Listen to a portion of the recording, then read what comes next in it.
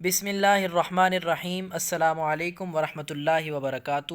Poster T V channel کی طرف سے ایک اور نئی ویڈیو لے کر میں حاضر ہوا ہوں، جس کا موضوع آپ دیکھ رہے ہیں سنگین گناہ، یعنی سخت ترین گناہ اور ان کے عواقب اور نتائج، یعنی ان کی سزائیں اور ان کے نتائج کیا ہیں، وہ اس ویڈیو کے اندر میں آپ لوگوں کو بتاؤں گا۔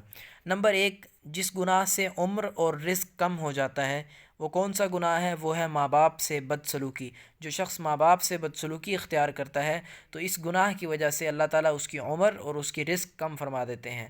نمبر 2، جس گناہ سے انسان پر لعنت ہوتی ہے وہ ہے جھوٹ۔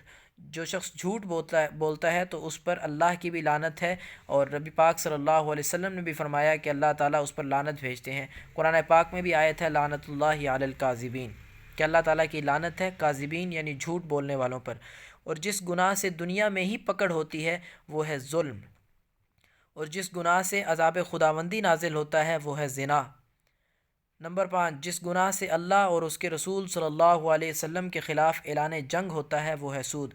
جس نے سود لیا یا سود کا معاملہ کیا تو گویا اس نے اللہ اور اس کے رسول صلی اللہ علیہ وسلم کے خلاف اعلان جنگ کیا۔ نمبر 6، جس گناہ سے پوری انسانیت تباہ ہو جاتی ہے وہ ہے ناحق قتل۔ جو شخص کسی کو ناحق قتل کرے اس گناہ کی وجہ سے پوری انسانیت تباہ ہو جاتی ہے۔ نمبر 7، جس گناہ سے نعمتیں چھن جاتی ہیں وہ ہے تکبر اور ناشکری، کیونکہ تکبر اللہ کی چادر ہے، اور جو شخص تکبر اور ناشکری کرتا ہے تو اس گناہ کی وجہ سے اللہ تعالیٰ اس سے نعمتیں چھین لیتے ہیں۔ نمبر 8، جس گناہ سے دعائیں قبول نہیں ہوتی وہ ہے حرام کھانا۔ حرام کھانے کی وجہ سے انسان کی دعائیں قبول نہیں کی جاتی۔ اللہ تعالیٰ حرام سے بھی بچنے کی توفیق عطا فرمائے۔ نمبر 9، جس گناہ سے بارشیں وقت پر نہیں ہوتی وہ ہے زکوٰۃ کی ادائیگی میں کوتاہی۔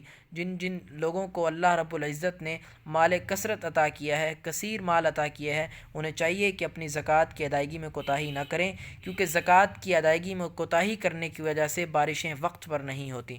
نمبر 10، جس گناہ سے رب ناراض ہو جاتا ہے وہ ہے باپ کو ناراض کرنا۔ جس شخص نے باپ کو ناراض کیا اس شخص نے رب کو ناراض کیا۔ اللہ تعالیٰ ان تمام سنگین گناہوں سے بچنے کی توفیق عطا فرمائے۔